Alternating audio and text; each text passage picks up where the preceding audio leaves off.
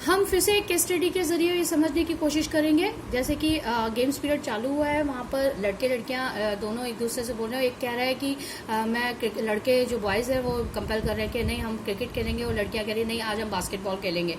वो फिर लड़के कहते हैं अरे देखो हम जीत गए। तो वो कह रहे हैं ऑब्वियसली लड़कियां कह रही हैं कि आप लोग जीतोगे क्योंकि आप लोग काउंट में ज़्यादा हो क्लास में। वी ऑलवेज हमें वही करना पड़ता है जो लड़के कहते हैं। Ma'am should think of another way to make decision so that our wishes are also heard. Ma'am किसी दूसरे तरीके से चाहती हैं इसलिए हमारी विश सुनी जाती है, लड़के ऐसे कहते हैं।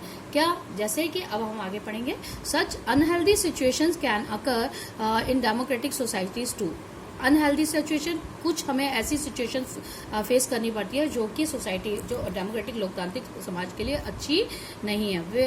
Where a majority can continuously enforce decision that exclude minorities and go against their interest. यहाँ पर ये चीज बता रहा है कि जो मेजोरिटी, बड़ी संख्या में जो लोग होते हैं उनकी बात मानी जाती है, जिसमें कि माइनॉरिटीज की जो विलिंग होती है वो दब जाती है। As the above story board illustrate, जैसे कि हमने ऊपर स्टोरी में पढ़ा, मेजोरिटी और माइनॉरिटी, जो माइनॉरिटीज में लड़कियां थी और मेजोरिटी में बॉयज थे, उसको इस तरीके से समझाया गया है। As the story board illustrate every society to prone this tyranny of majority.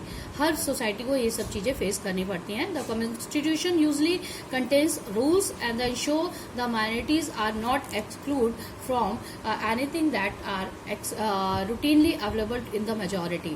वो कह रहे हैं कि ये सब चीजें, मतलब कॉन्स्टिट्यूशन इस चीज को ध्यान में रख के संविधान में ये रूल डाला गया है कि मेजोरिटी ही अपना फायदा ना देके माइनॉरिटीज को भी ध्यान में रख के कॉन्स्टिट्यूशन को तैयार किया गया है। This can refer to one community dominating other. यहाँ पे ये है कि एक कम्युनिटी जो है वो दूसरे को दबाव में ना लेके आए।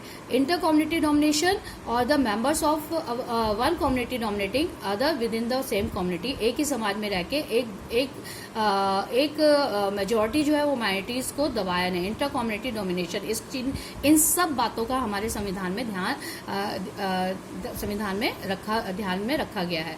The third significant reason why we need a constitution to save us from ourselves। वो कह रहे कि हमें अपने लोगों को ही बचाने के लिए क्या है सिग्निफिकेंट, ये क्या मतलब हम लोगों को संविधान की जरूरत क्यों होती है। दिस में साउंड स्ट्रेंज, ये हमें बड़ा अजीब सा लगेगा। What is mean by this? That we might the times feel strongly about an issue that might go against our larger interest and the constitution haves the guard against this. ये कह रहे हैं कि सेकेंड स्ट्रेंज थिंग ये है कि इसका मतलब ये क्या निकलता है कि we might at times feel strongly, हमें कभी कभी बहुत जबरदस्त तरीके से ये चीजें दिमाग में आती है, फील करते हैं हम कि go against a larger interest and the constitution helps us guard against this, कि हमें किस तरीके से संविधान बचाता है। अब अगर मैं एग्जाम्पल अपने तरीके से दूं तो आप ये सोचिए कि अगर हमारा संविधान ना बना होता, हमारा लॉ नहीं बने होते, हमारे कानून नहीं बना होता, तो हर कोई किसी एक दूसरे को मार के सड़क पे गिरा देता, हर किसी के घर में घुस के चोरी करना शुरू कर देता। लेकिन एक डर है, एक नियम बना रखा है या एक कानून बना रखा है कि अगर हम कुछ गलत काम करेंगे तो हमें पुलिस पकड़ के ले जाएगी। ये सारी चीजें ध्यान में रख के हमारा संविधान बनाया गया है कि कोई भी किसी भी तरह से समाज में रहने वाले व्यक्ति को चोट ना पहुंचाए। अब ये देखो एक और नई केस स्टडी हम समझ रहे हैं। Shabnam is in a fix, she has decision to make, I have 2 chapters left to revise for tomorrow test. वो कह रहे हैं कि मेरे पास 2 चैप्टर है रिवाइज करने के, but it's time for my favourite TV programme. अब बताओ मेरा कल टेस्ट है वो कह रही है, और आज मेरा टीवी प्रोग्राम इसके चक्कर में निकल जाएगा। I am dying to watch it, और जो कि मुझे बहुत पसंद है, जिसके लिए मैं मर जाना भी स्वीकार करूंगी। But if I do that, अगर मैं वो करती हूँ तो मेरा रिवीजन का वर्क छूट जाता है। Shabnam why are you looking so worried? तो उसकी माँ उससे पूछती है कि तुम इतनी परेशान क्यों नजर आ रही हो? तो वो कहती है I want watch to TV programme but I have test tomorrow. मुझे ये प्रोग्राम देखना है बट मेरा कल टेस्ट है। If you all watch TV I will also want to watch. अगर आप लोग सब टीवी देखोगे तो मेरा भी मन करेगा। आई हैव एन आइडिया, मेरे पास एक आइडिया है, सुझाव है। What if no one watches TV tonight, कि हम में से कोई भी टीवी वॉच ना करे, then I may not be tempted. तो मुझे गिल्टी फील नहीं होगी अपने आप से it's good thing. I did not watch TV. जब दूसरे दिन वो अपना टेस्ट दे रही है तो देखते हुए सोच रही है कि अच्छा हुआ मैंने वो सीरियल नहीं देखा, जिसके कारण मैं अपना टेस्ट बहुत अच्छे तरीके से दे पा रही हूँ। अब क्या कह रहे हैं, similarly the constitution haves to protect us against certain decision that we might take that could have an adverse effect of larger principles that the country believes. For example, हम एक एग्जाम्पल लेते हैं। It is possible that many people who live in a democracy, हमें देख रहे हैं कि ये पॉसिबल है कि बहुत सारे जो ने लोकतंत्र में रहते हुए might come to strongly feel that the party politics has become so acrimonious that we need strong dictator to set this right. कि यहाँ पर अगर आपको इतनी बड़ी कम्युनिटी या इतना बड़ा देश चलाना है तो हमें एक स्ट्रॉन्ग डिक्टेटर की जरूरत पड़ेगी, swept by the emotion that may not realise that in the long run dictatorial rule goes against all their interest. अगर हम किसी एक जने को ऐसे डिक्टेटर को बिठाते हैं जो कि अपने उस इंटरेस्ट को अपने ध्यान में रखते हुए सामने वाले इंटरेस्ट को भूल जाता है, तो हमें ये चीज नुकसान देगा। A good constitution does not allow these, लेकिन एक अच्छा संविधान इन सब चीजों की इजाजत नहीं देता। Wills to change the basic structure, वो स्ट्रक्चर को चेंज करता रहता है। It does not allow for this easy overthrow of provisions that guarantee right to citizen and protect their freedom, कि वो किसी भी व्यक्ति की फ्रीडम, आज़ादी नहीं छीनता है। From the above discussion you will understand that constitution plays a very important role in democratic. अगर भी तक हमने जितनी भी केस स्टडी पढ़ी या जितना भी चैप्टर पढ़ा, उसके थ्रू आपको ये चीज़ तो समझ में आ गई होगी कि हमें संविधान की जरूरत क्यों होती है, एक संविधान अपना क्या अहम रोल अदा करता है। अब हम आगे पढ़ेंगे द इंडियन कॉन्स्टिट्यूशन की फीचर्स, इसके मुख्यतः क्या क्या फीचर्स हैं। By the beginning of 20th century, 20वीं शताब्दी की शुरुआत में द इंडियन नेशनल मूवमेंट, एक इंडियन नेशनल मूवमेंट चालू हुआ था, has been active in the struggle for the independence, आज़ादी के लिए जो कि लड़ रहा था ब्रिटिश रूल से। वो 100 साल लड़ा। During the freedom struggle the nationalist had devoted a great deal of to time to imagining the planning what a free India would be like. उन्होंने एक सपना देखा कि अगर हमारा देश आज़ाद हो जाता है तो उन्होंने प्लानिंग करी, एक इमेजिनिंग करी कि वो हमारा देश किस तरीके का होगा। अंडर द ब्रिटिश के अंडर में जब वो रह रहे थे, they had been force to obey rules that they had very little role of making the long experience. जो इतना बड़ा उनके ब्रिटिशर्स के साथ रहने का एक्सपीरियंस रहा, उसके थ्रू उन्हें ये पता लगा कि आगे आने वाले आज़ाद भारत में हम किस तरीके के रूल्स रेगुलेशंस रखेंगे। अब वो कह रहा है कि in which everyone should be treated equally, जिसमें कि सारे लोगों को समान तरीके से देखा जाएगा। We allowed to participate the in government, और जो सरकार बनेगी सबको उसमें मुख्यतः काम करने के लिए दिया जाएगा। What remain to be done that to work out the ways in which the democratic government would be set up in India and the rules that would determine and functioning. This would be not be by a person but by a group of around 300 people who become a members of constitution. वो constituent assembly in 1946 उन्होंने ये सपना किस तरीके से पूरा किया, 300 members चुन के, जो कि कॉन्स्टिट्यूएंट असेंबली के मेंबर्स थे 1946 में, and who met periodically for the next 3 years to write Indian constitution, जिन्होंने मिलकर 300 साल इस कॉन्स्टिट्यूशन भारतीय संविधान को बनाने में लगा दिए।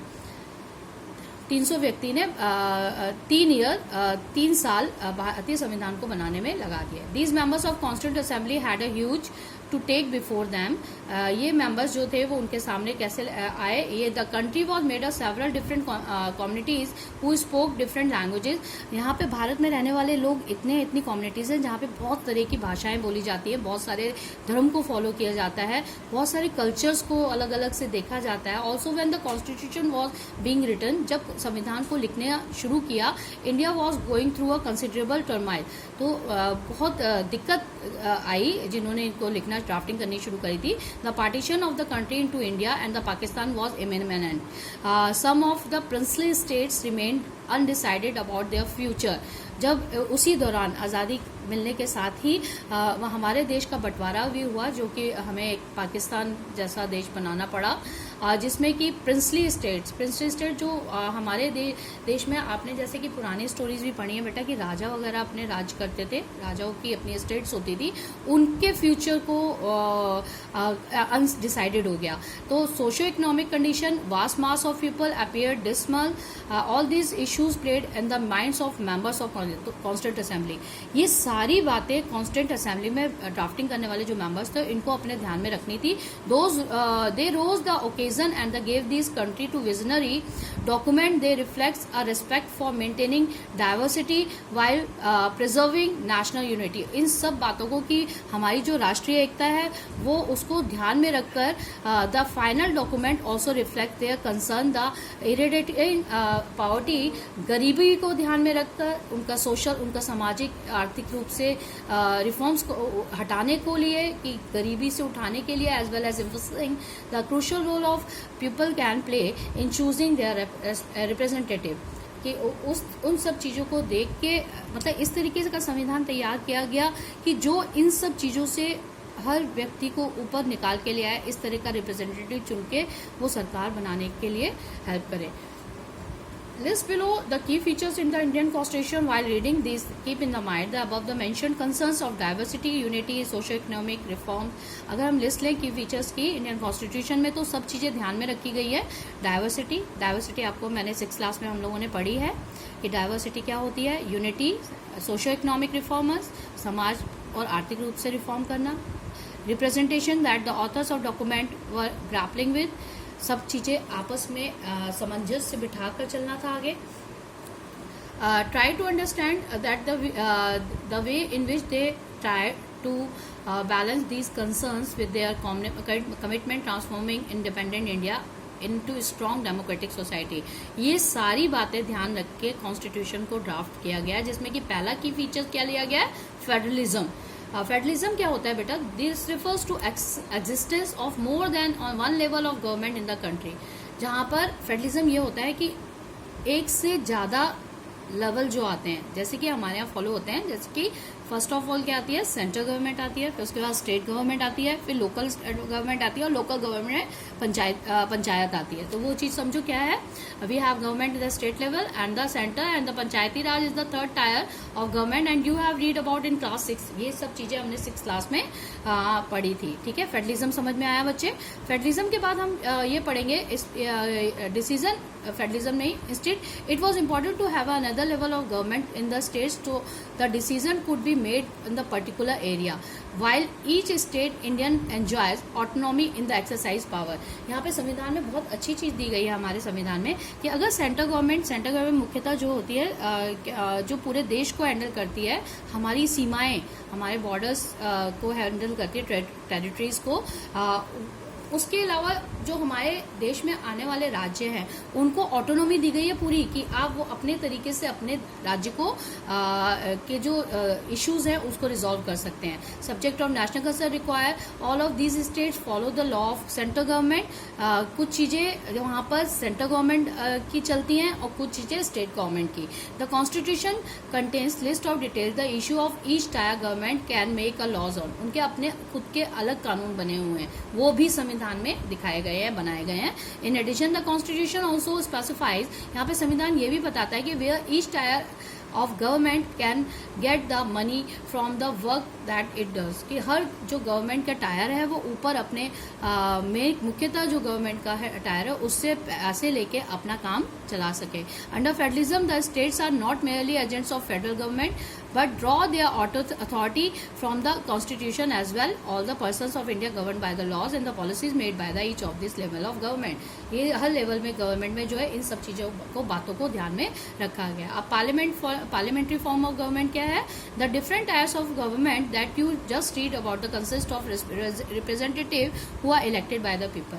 आपको ये बताया गया है पिछली क्लास में भी कि सरकार किस तरीके से बनती है, जब हम अपने रिप्रेजेंटेटिव को अपना कीमती वोट दे के चुन के लेके आते हैं तब सरकार बनाते हैं। You class in 7 book again with the story of Kanta. जैसे कि आपने कांता को लाइन में खड़े हुए देखा था ना कि वो लाइन में खड़े होकर किस तरीके से वोट अपना कास्ट कर रही थी, वही सब चीजें आपको इस फोटो में, इस पिक में दिखाई गई है। अब कह रहे हैं constitution of India guarantees universal adult suffrage of all students. All citizen sorry, वो कह रहे हैं कि यहाँ पे हमारा संविधान पूरी तरह से गारंटी देता है यूनिवर्सल एडेंट फ्रेंचाइजी। ये हमने 6th क्लास में भी पढ़ा था बेटा, और 7th क्लास में भी पढ़ा था। जो राइट टू वोट होता है उसको यूनिवर्सल एडेंट फ्रेंचाइजी, और सफरेज इसलिए बोला जा रहा है जहाँ पर महिलाओं को भी, फीमेल्स को भी वोट डालने का अधिकार दिया गया है। When they were making the constitution, जब वो कॉन्स्टिट्यूशन संविधान बना रहे थे, तो मेंबर ऑफ कॉन्स्टिट्यूंट असेंबली, जो मेंबर्स थे कॉन्स्टिट्यूंट असेंबली के, उन्हें फील हुआ कि freedom struggle had prepared the masses of universal adult suffrage. वहां पर हमारे साथ ये बहुत गलत व्यवहार किया गया कि हमें समाज में रहने वाले सभी व्यक्तियों को वोट डालने का अधिकार नहीं दिया गया है। तो वो कह रहे हैं कि इसको सब चीजों को ध्यान में रखते हुए किया। This means that the people of India have direct role in the electing their representative. यहाँ पे ये मतलब इसका क्लियर है कि यहाँ पर जो यहाँ पे रहने वाले जो पीपल है या लोग हैं, वो लोग अपना डायरेक्ट रोल अदा करते हैं हमारे देश में नेताओं को चुनने के लिए। Also every citizen of country respected of his और हर social background can also contest in elections. These representative are accountable to the people. और जिन रिप्रेजेंटेटिव्स को हम चुन के लेके आते हैं वो उत्तरदायी, जवाबदेही होते हैं। किसके लिए? किसके प्रति? लोगों के प्रति, अगर वो कुछ भी काम करते हैं। You will read more about the representation with unit 2। हम इसके बारे में आगे यूनिट 2 में भी पढ़ेंगे। अब यहाँ पे पढ़ रहे हैं हम separation of powers. Separation of powers की ताकत का बंटवारा किस तरीके से होता है। अकॉर्डिंग टू द कॉन्स्टिट्यूशन, अगर हम संविधान की तरह से देखें, they are 3 organs of government. यहाँ पे 3 गवर्नमेंट ऑर्गन्स काम करते हैं। पहला लेजिस्लेचर, दूसरा एग्जीक्यूटिव एंड तीसरा judiciary. The legislature refers to our elected representative. Legislature जो बनता है वो हम जिनको वोट डाल के पार्लियामेंट में लेके आते हैं उनके थ्रू बनता है। The executive is smaller group of people who is responsible for implementing laws and running the government. ये एग्जीक्यूटिव जो होता है वो छोटे ग्रुप, छोटे लोगों का, मतलब छोटे ग्रुप ऑफ पीपल होता है, छोटे ग्रुप से छोटे समूह के तरह बनता है। इसमें वो कह रहे हैं कि इनका ये काम होता है कि उन लॉज को, जो कानून बनाए जा रहे हैं, कानून कहाँ बनाए जा रहे हैं, ये भी हम आगे आने वाले चैप्टर में भी पढ़ेंगे। हमने 7th क्लास में भी पढ़ा था कि सरकार को चलाने के लिए जो लॉज बनाए जाते हैं या कानून बनाए जाते हैं उनको इम्प्लीमेंट में लेके आते हैं। The judiciary in which you will read more in unit 3 of this book. इसी बुक में हम यूनिट 3 में जुडिशरी के बारे में भी पढ़ेंगे। This book refers the system of courts in this country in order to prevent the misuse of power by any one branch of government. हम किसी भी ब्रांच, जो गवर्नमेंट की ब्रांच है, उस पर वो कह रहे हैं refers the system of courts in this country. हमारी न्याय प्रक्रिया किस तरीके से चलती है वो बताता है जुडिशरी के अंतर्गत। Branch of the constitution says that this organs should exercise different powers through these organs act a check to organs the government and this ensures the balance of powers between all three। वो कह रहे हैं कि ये सारी की सारी जितनी भी है ये लॉ, कानून के तहत चलती हैं। The word state is often used in chapter. बार बार इस जो स्टेट वर्ड का यूज किया गया। This does not a refer to state government. ये राज्य सरकार की बात नहीं कर रहे हैं। The state we are trying to distinguish the government and government is responsible for administrating and the enforce laws. ये जो सरकार बन रही है वो किस तरीके से कानून का पालन करती है, किस तरह से कानूनों को आगे इम्प्लीमेंटेशन में लेके आती है। अब 4th वो लेंगे the fundamental rights. Fundamental rights क्या है? हमारे मौलिक अधिकार। ये चीज आपको जरूरी है पढ़नी, ठीक है। इसमें आपका साइड में जो ब्लू पार्ट दिया है बुक में वो आप खुद भी पढ़ सकते हो बेटा, उसी के बारे में हम बता रहे हैं। क्या है फंडामेंटल राइट्स? जो आपके मुख्यतः 6 हैं द सेक्शन, उसमें फर्स्ट हम पढ़ रहे हैं। पहले फंडामेंटल राइट्स के बारे में पढ़ेंगे, ये क्या है। The section on fundamental rights has often to the refer to the conscience in Indian constitution colonial rule had to created a certain suspicion in the state of the minds of the nationalist that wanted to ensure that the set of written rights would guard against the misuse of state power in the independent India. अगर ये Britishers ने दिमाग में कुछ गलत डाल दिया था, ये कह रहे हैं कि इस तरह का डाल दिया था कि आपके जो रूल्स रेगुलेशन है उसका मिसयूज हो सकता है, तो उसको मिसयूज से हटाने के लिए उन्होंने हर व्यक्ति को फंडामेंटल राइट्स देने की वो करी। इसमें ये बता रहा है कि more ever the various minority communities, जो हमारे यहाँ माइनॉरिटी कम्युनिटीज हैं, also express the need of constitution. उनको सबसे ज्यादा जरूरत थी इन फंडामेंटल राइट्स की। The way would protect group, उनके समूहों को प्रोटेक्शन देने के लिए, उनके ग्रुप्स को प्रोटेक्शन देने के लिए। The constitution therefore also guaranteed the rights of minorities against the majority. As doctor Ambedkar, जैसे कि आपको पता है कि डॉक्टर अम्बेडकर, भीमराव अम्बेडकर जी, जिन्होंने मेनली हमारे कॉन्स्टिट्यूशन को ड्राफ्ट किया है, has said about this fundamental rights, their objects is two fold. The first objective is that every citizen must to be in a position to claim those right. यहाँ पे उन्होंने हर व्यक्ति को उनके मौलिक अधिकारों को दिलवाया है जिसके थ्रू वो अपने राइट्स को क्लेम कर सकते हैं. And secondly, these rights must be binding upon every authority that has power to make laws. और इन्हीं and secondly, these rights must be binding. ये उनको बांधते हैं किनको? अथॉरिटी को, जो उसकी सरकार बनाती है, जो कि लॉज बनाती है, उनको भी नियम में बांधती है. In addition, the fundamental right, the constitution also have section called directive principles of that state policy. This section was designed by the members of Constituent Assembly to ensure greater and the social and the economic reforms. ये कह रहा है कि जो fundamental rights हैं, constitution also have section called the directive principles of state policy. वहाँ पर इस तरह की नियमावली बनती है जिसमें कि वो बोल रहा है कि मेंबर्स, जो कॉन्स्टिट्यूंट असेंबली के जो मेंबर है, वो इस तरीके से ड्राफ्ट किया जहाँ पर पूरी तरह से, चाहे वो सामाजिक तौर से हो, चाहे वो आर्थिक तौर से, हर किसी का रिफॉर्म हो. ठीक है.